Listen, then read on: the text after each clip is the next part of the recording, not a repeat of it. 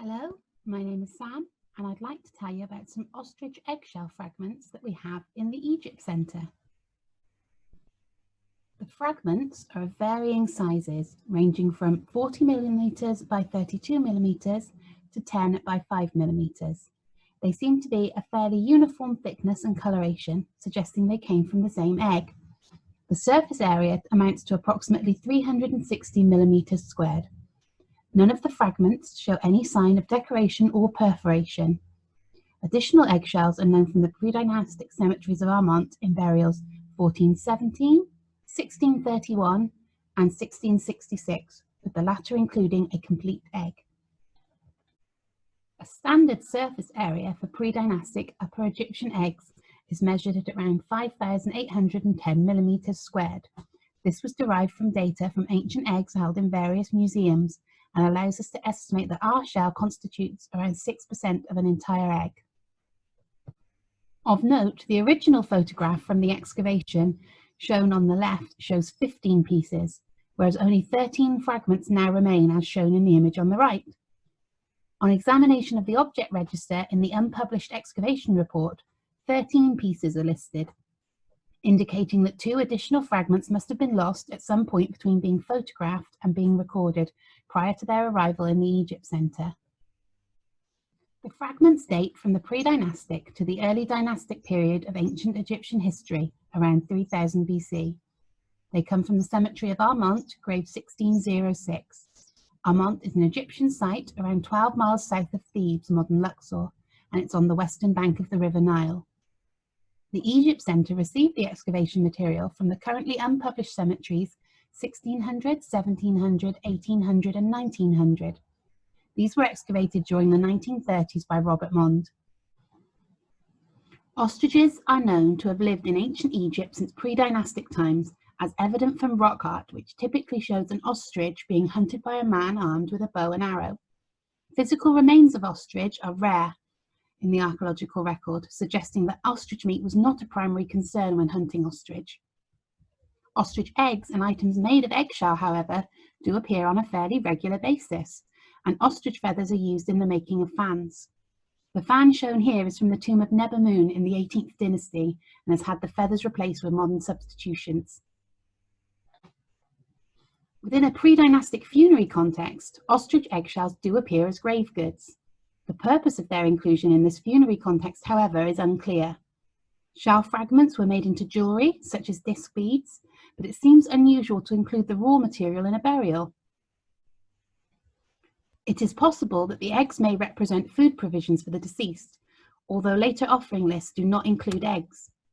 Additionally, similar shell fragments from Hierakonpolis have blowholes through which the contents would be extracted, taking away the source of nutrition.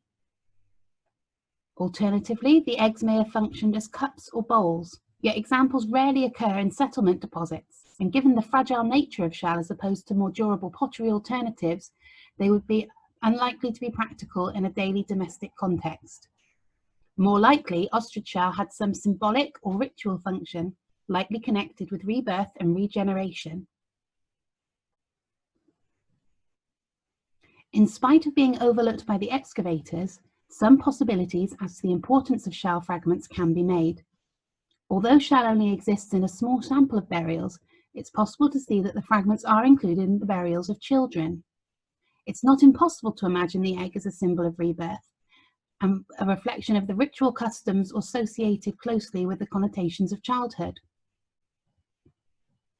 When analysing similar eggshell fragments from Hierakonpolis, Muir and Friedman concluded that the size, position and quantity of the fragments in clusters suggests that the shells had not been whole at the time of deposition, but were actually broken into fragments and neatly stacked.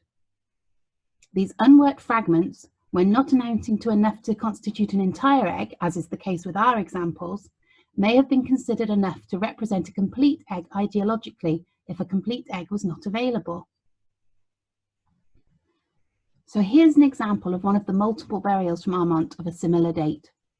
Unfortunately, none of the examples with eggshell are illustrated, but this example will give you an idea as to how the bodies were positioned in a multiple occupancy grave.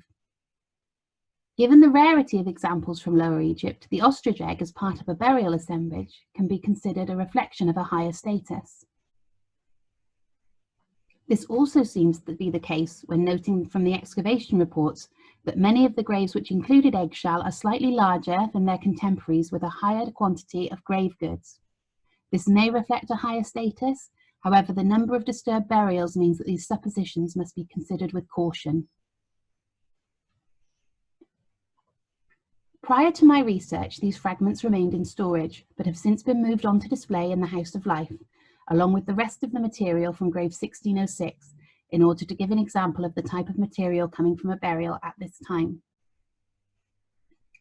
Also on display is a modern ostrich egg, which I emptied in 2019 in an experiment to test the quantity of egg and the durability of the shell. There was about 1,600 millilitres of egg extracted from the shell, and the blowing process was much easier than I anticipated, although I did resort to an electrical drill to make the blowhole because the shell was so sturdy.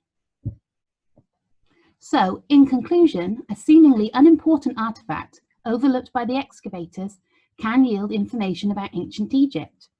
The inclusion of ostrich eggshell in pre-dynastic burials at Armant may be seen to reflect hopes for rebirth and may be linked specifically to such ideals for children.